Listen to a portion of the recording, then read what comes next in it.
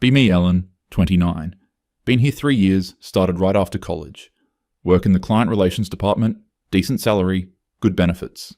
Lately though, something feels off in the office. Can't quite put my finger on it, but the atmosphere seems different. Monday morning, walking into the break room to grab coffee. Notice Henry and David having a conversation near the vending machine. They see me coming and immediately stop talking. Both give me these weird polite nods and suddenly find their phones very interesting. Strange, but whatever. Maybe they were discussing something confidential. Sit down at my desk, start reviewing client files. Need to coordinate with the IT department about updating our CRM system. Walk over to Jake's cubicle in the tech section. He's usually pretty friendly. We've chatted about weekend plans before. Hey Jake, got a minute to discuss the system updates? He barely looks up from his screen. Sure, what do you need specifically for the project? His tone is completely professional, almost robotic. Explain the technical requirements. He gives short, direct answers. No small talk, no usual banter about how his weekend was. Finish the conversation feeling weirdly dismissed. Later that afternoon, heading to the water cooler. Overhear a group of guys from accounting laughing about something. As soon as they spot me approaching, the laughter dies. Hey everyone, what's so funny? Awkward silence for like 10 seconds. Finally, Tom speaks up. Oh, just discussing quarterly reports. Clearly wasn't what they were talking about, but okay. Fill up my water bottle while they all stand there in uncomfortable silence. Walk away feeling like I interrupted something important. Tuesday comes around. Same weird energy. Trying to organize the monthly client presentation. Need input from several department heads who are all men. Schedule a meeting with Robert from sales, Michael from operations, and Alex from marketing. They all show up on time. Very professional. But something feels different from our usual collaborative meetings. Everyone speaks only when directly asked a question. No brainstorming, no casual jokes, no side conversations. Just straight business, minimal eye contact. Meeting ends 20 minutes early because nobody has anything additional to contribute. Walking back to my desk, can't shake this feeling. Realize that over the past few weeks, none of the guys in the office have initiated casual conversation with me. No more, how was your weekend? Or, did you see that game last night? No more invitations to grab lunch or join after work drinks. It's like they've all collectively decided to maintain this professional distance. Decide to test my theory. Spot Daniel from HR near the elevator. He's always been chatty. Approach him with a smile. Hey Daniel, how's everything going? Fine, thanks. How can I help you today? Wait for him to ask how I'm doing or mention something personal. He just stands there, waiting for me to state my business. Oh, I was just saying hi? Making conversation? Okay, well, I need to get back to work. Have a good day, Ellen. Elevator arrives. He gets on without another word. This is definitely intentional. Start paying closer attention to how they interact with each other versus how they interact with me. Watch Henry and David joking around by the printer. As soon as I walk over to use the machine, they both nod politely and walk away. See Jake helping Sarah from accounting with her computer. They're laughing and being friendly. When I approach to ask Jake about a different tech issue, his demeanor immediately shifts to formal business mode. By Wednesday, I'm getting seriously frustrated. This silent treatment is affecting my ability to do my job effectively. So many of our projects require cross-departmental collaboration. The lack of casual rapport is making everything more difficult and awkward. Decide I need to address this head on. Spot Michael from operations eating lunch alone in the cafeteria. Perfect opportunity for a private conversation. Sit down across from him with my salad. Hey Michael, can we talk for a minute? He looks up warily. Sure. What's on your mind? I've noticed things seem different around the office lately. Everyone seems very distant. He takes a sip of his coffee, clearly uncomfortable. I'm not sure what you mean, Ellen. Everything seems normal to me. Come on, you know what I'm talking about. Nobody talks to me anymore unless it's strictly work-related. He shifts in his seat. Well, that's how it should be in a professional environment, right? His tone has an edge to it that I don't like. Michael, we used to have normal human interactions. Chat about movies, share stories about our weekends. Now everyone treats me like I have some kind of disease. He puts down his sandwich and looks directly at me. Ellen, do you really want to have this conversation? Yes, I do. I want to understand what's going on. He takes a deep breath. Fine. You want honesty? Here it is. We're all walking on eggshells around you because every casual comment gets turned into some kind of social justice lecture. I feel my blood pressure rising. That's not true. I just point out when things are problematic. Ellen, 3 weeks ago, I mentioned that my wife packed me a great lunch, and you spent 15 minutes explaining how that comment reinforces domestic gender roles and perpetuates the expectation that women should be responsible for household labor.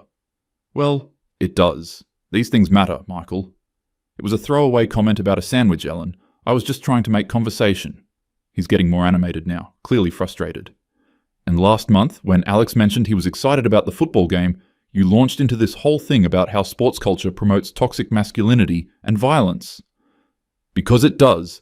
These patterns are everywhere if you just open your eyes. Ellen, the man was talking about enjoying a recreational activity. Not every single thing needs to be analysed through this lens. He's definitely raising his voice now. Other people in the cafeteria are starting to look over. So you're saying I should just ignore systematic oppression and problematic behaviour? I'm saying maybe, just maybe, not every conversation needs to be a teachable moment about social issues. He stands up abruptly. You know what? This is exactly why nobody wants to talk to you anymore. Excuse me? We can't say anything without being accused of perpetuating some form of injustice. Do you have any idea how exhausting that is? I stand up too, feeling defensive. I'm sorry if pointing out reality makes you uncomfortable, Michael. Reality? Ellen, you told Robert from sales that his comment about his daughter's dance recital was reinforcing harmful beauty standards for young girls because he said she looked pretty in her costume. Well, focusing solely on appearance rather than skill or effort does send problematic messages.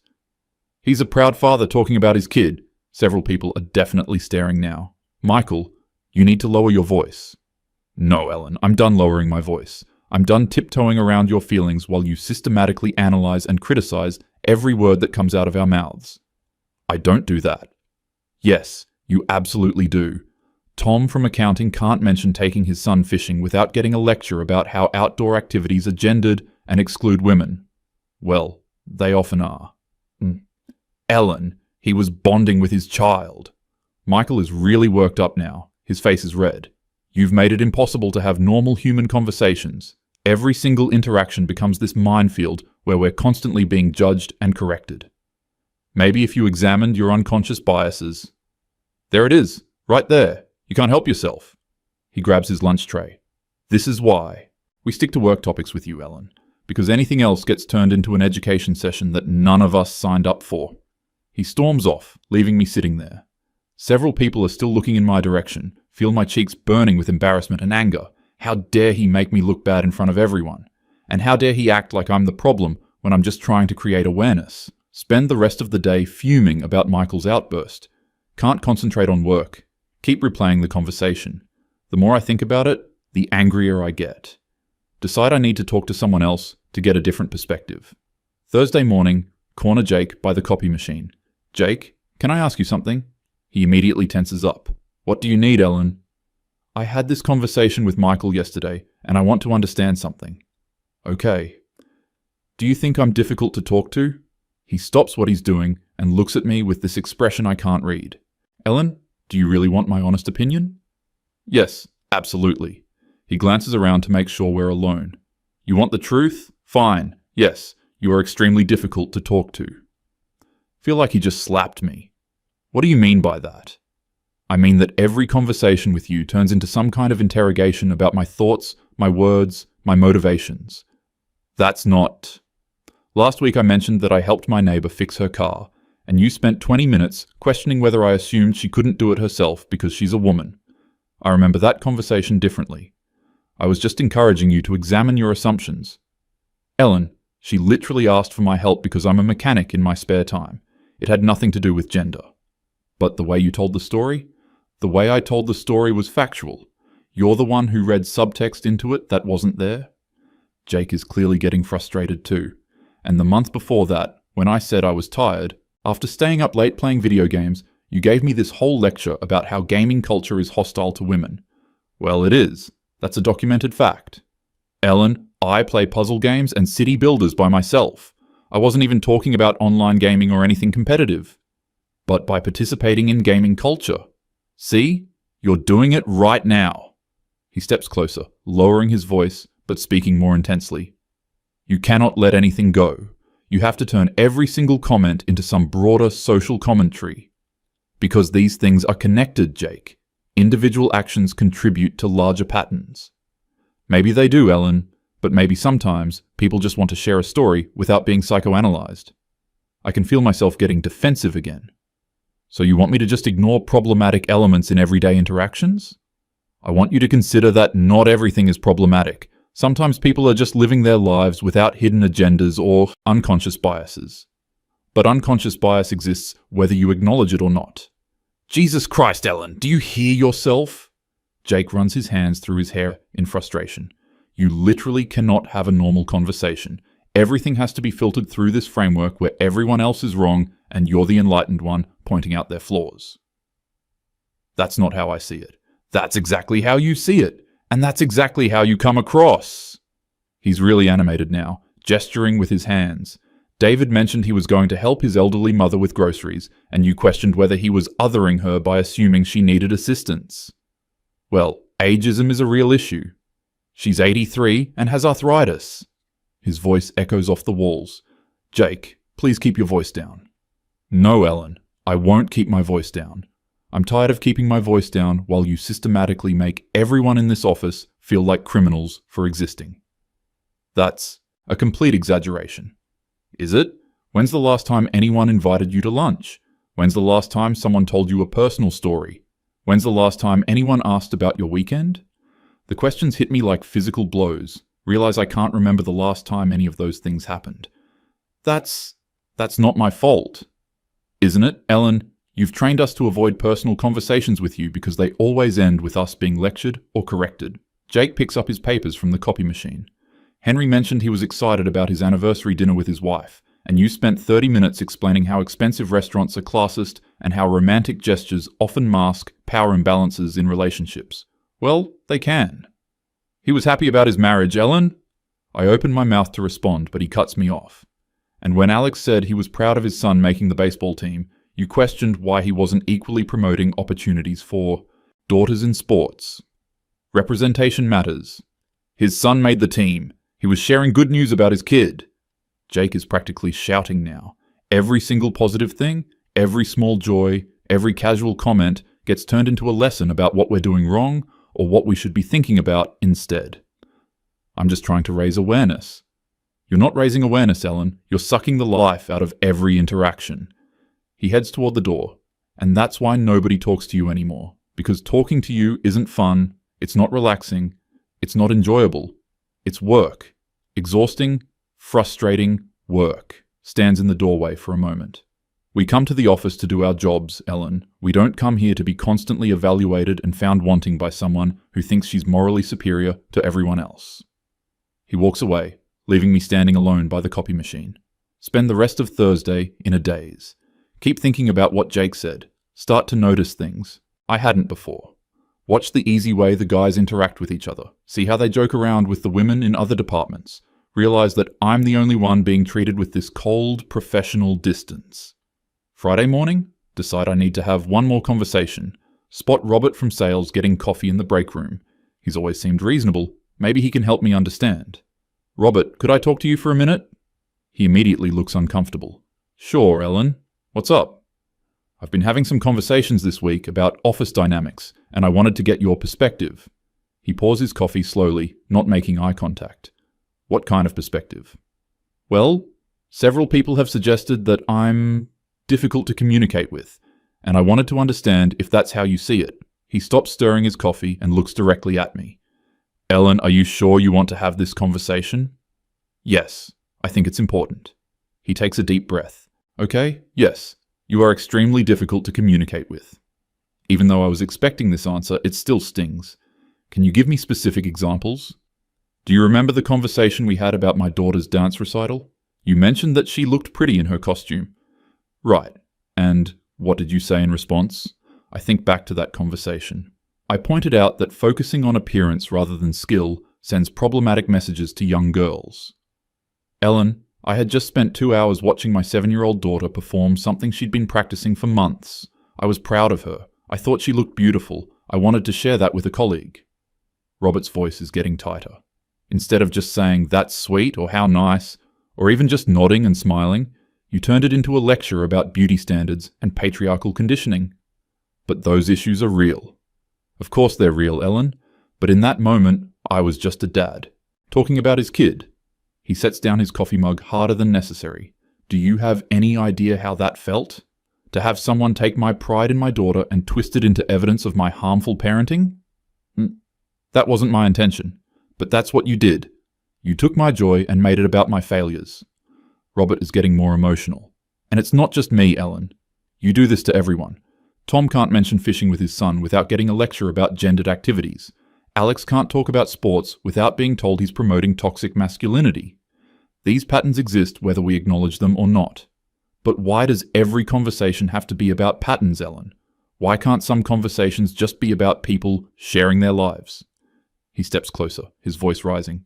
David mentioned he was cooking dinner for his girlfriend's birthday, and you questioned whether he was trying to perform masculinity by taking over traditionally feminine tasks. Well, there are complex dynamics. He was making her favorite meal because he loves her. Robert is clearly angry now. Henry said he was looking forward to his vacation, and you asked whether he'd considered the environmental impact of air travel and the privilege inherent in leisure tourism. Those are valid concerns. They're not relevant to every single conversation. His face is red, hands clenched.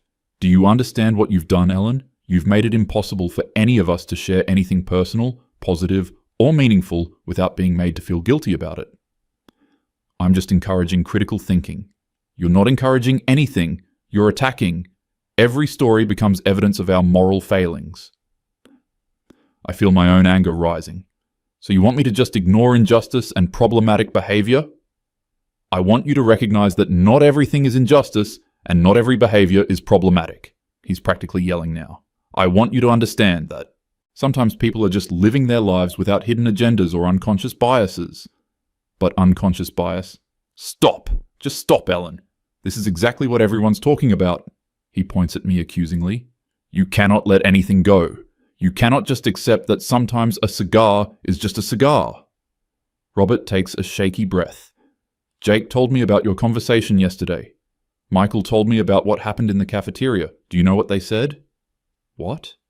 They said you couldn't even acknowledge what you were doing. Even when they explained it to you directly, you kept doing it. He starts pacing back and forth. And you're doing it right now. I'm standing here telling you that you've made everyone in this office miserable to talk to, and you're still trying to justify it by talking about social justice. Because these issues matter. Ellen, we matter too. His voice cracks slightly. Our feelings matter. Our experiences matter. Our right to share good news without being psychoanalyzed matters. But, no buts, no lectures, no explanations about systemic this or unconscious that. Robert is breathing heavily, clearly emotional. You've sucked the joy out of this workplace for everyone. No one can share anything positive without being made to feel guilty.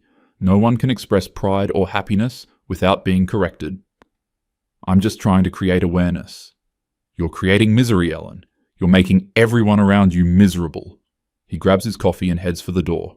And the worst part is that you still don't get it. Even now, even after multiple people have told you exactly what you're doing wrong, you still think you're right, and we're all just too ignorant to appreciate your wisdom. Pauses in the doorway. Well, here's some wisdom for you. Being technically right doesn't give you the right to make everyone else feel terrible. And that's all you've accomplished here. You haven't changed any minds or raised any consciousness. You've just made a bunch of people who used to enjoy your company learn to avoid you. He walks out, leaving me alone in the break room. Stand there for several minutes, processing what just happened. 3 different men, 3 separate conversations, all saying basically the same thing. They're all angry, frustrated, resentful. They all feel like I've been attacking them, judging them, making them miserable. Walk back to my desk in a daze. Sit down and really look around the office for the first time in weeks. Notice how animated and friendly everyone is with each other. See the easy laughter, the casual conversations, the relaxed body language. See how all of that disappears whenever I approach. Realize that Robert was right. I can't remember the last time someone shared good news with me. Can't remember the last time someone told me a funny story or asked for my opinion on something personal. Can't remember the last time anyone seemed genuinely happy to see me. Spend the rest of Friday replaying all these conversations in my head, thinking about specific examples they mentioned, starting to see how my responses might have come across, beginning to understand why they all stopped including me. But the more I think about it, the angrier I get. Not at myself, but at them. How dare they make me feel guilty for caring about social justice? How dare they act like I'm the problem when I'm trying to make the world better? How dare they prioritize their comfort over addressing real issues? By the end of the day, I've worked myself into a righteous fury. These men are clearly threatened by a woman who speaks truth to power. They're uncomfortable being called out on their privilege and unconscious biases. They want to maintain the status quo where they can say whatever they want without consequences. Monday morning, walk into the office with renewed determination. Notice the same cold professional distance from everyone. But now, I understand it differently. This isn't about my communication style. This is about their inability to handle being challenged. See Michael at his desk and decide to approach him. Need to set the record straight after our cafeteria confrontation. Michael, I've been thinking about our conversation last week. He looks up warily. Ellen, I really don't want to get into this again. Well, I do. I think some things need to be clarified. Sit down in the chair next to his desk without being invited. I've realized that what you and the others are really upset about isn't my communication style. It's the content of what I'm saying. Ellen, please. You're uncomfortable being made aware of your unconscious biases and problematic behaviors. Michael stops typing and turns to face me. Are you serious right now? Completely serious. I've thought about this all weekend and I understand what's really happening here. Enlighten me.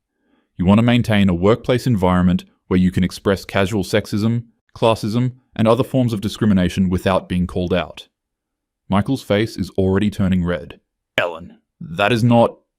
Let me finish. When I point out the problematic elements in your comments, you feel attacked because you're being forced to confront uncomfortable truths about yourself. That's not what's happening. It absolutely is. And rather than doing the difficult work of examining your privilege and changing your behavior, you've all decided to ostracize me. Michael stands up abruptly. Ellen, you are completely delusional. Excuse me? You think this is about us being uncomfortable with social justice? You think we're threatened by your activism? He's starting to attract attention from other cubicles. Ellen, this is about you being insufferable to be around. This is about you making everyone miserable with your constant criticism and judgment. I don't make anyone miserable. I point out problematic behavior. Those are the same thing. You make people miserable by constantly telling them they're terrible. Several people are openly watching now. Michael, I think you need to examine why being asked to consider social justice issues makes you so angry. I'm angry because you won't listen. I'm angry because even when multiple people tell you exactly what you're doing wrong, you refuse to acknowledge it. He's really shouting now. I'm angry because you've turned this office into a hostile environment where no one can relax or be themselves. If being yourself means expressing problematic views, then maybe you should examine that. There it is again. Michael throws his hands up in the air. You literally cannot stop. Even when I'm explaining to you why everyone avoids you, you're still lecturing me.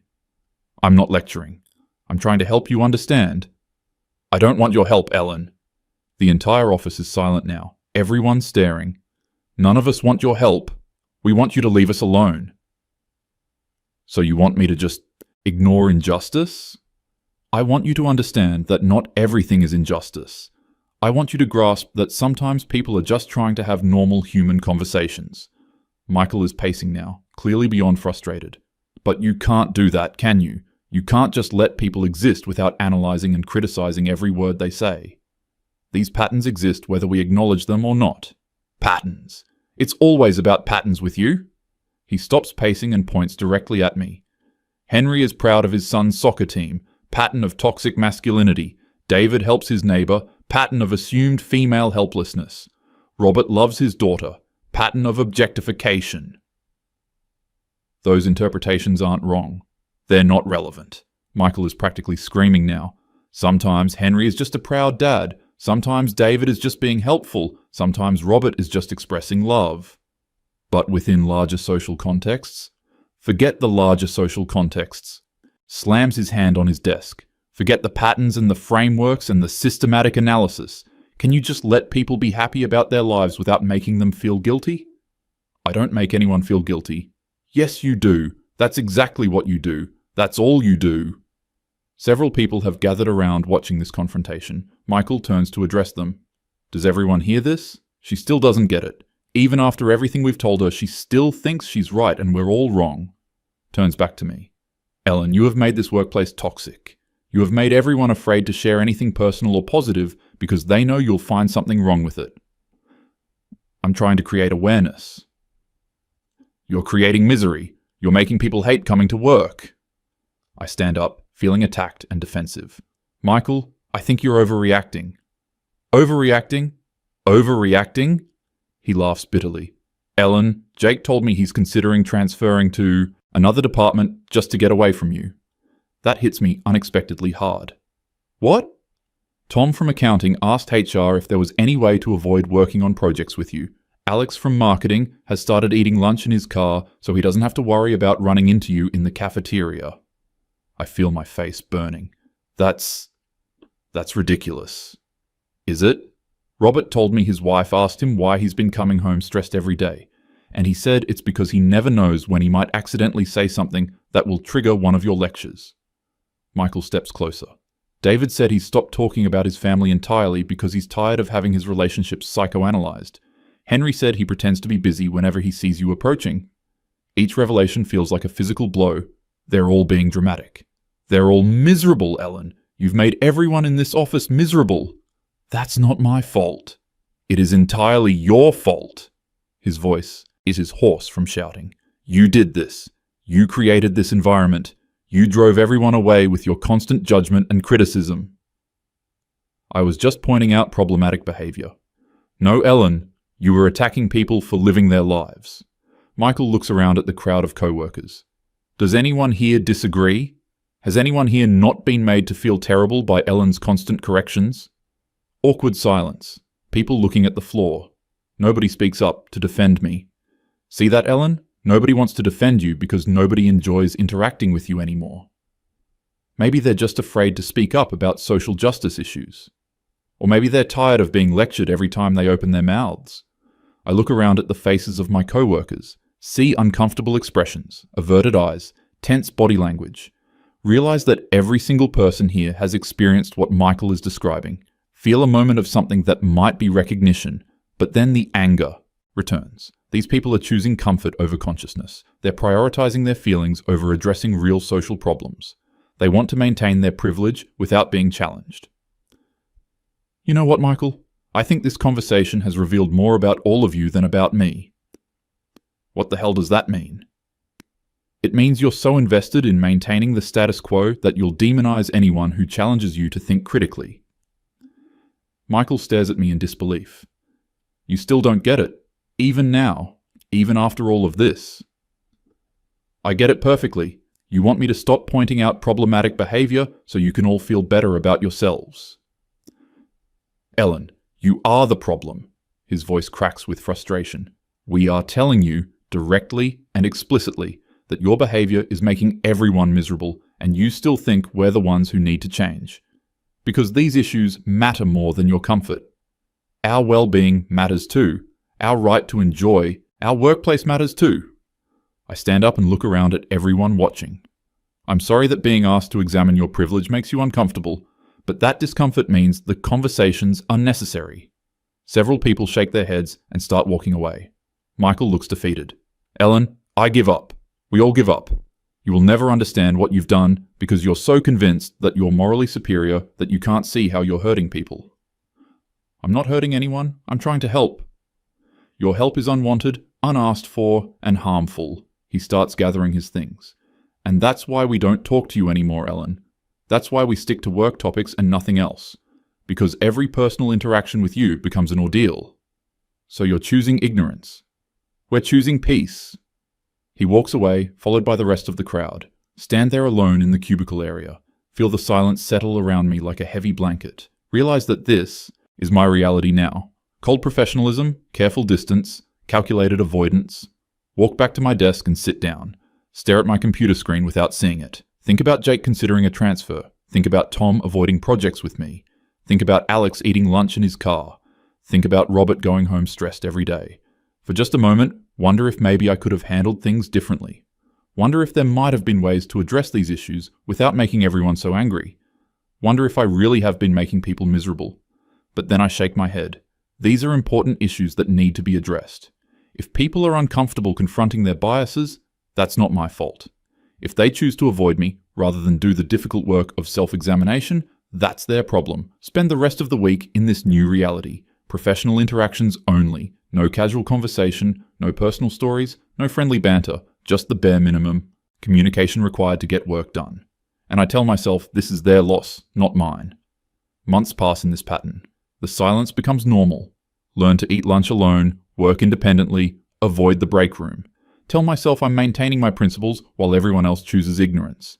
Convince myself that their hostility proves I'm making important points. Never apologize, never acknowledge that maybe my approach was wrong. Never consider that there might have been better ways to address these issues. Never admit that I might have been hurting people I cared about. Just maintain that I was right, and they couldn't handle being challenged. Because admitting otherwise would mean admitting that I destroyed my own workplace relationships. Admitting that I prioritized being right over being kind. Admitting that I cared more about making points than making friends. And that's something I'm not prepared to do. So I continue working in silence, surrounded by people who avoid me. Isolated by my own actions, but still convinced that I'm the enlightened one, and they're all just too fragile to handle the truth.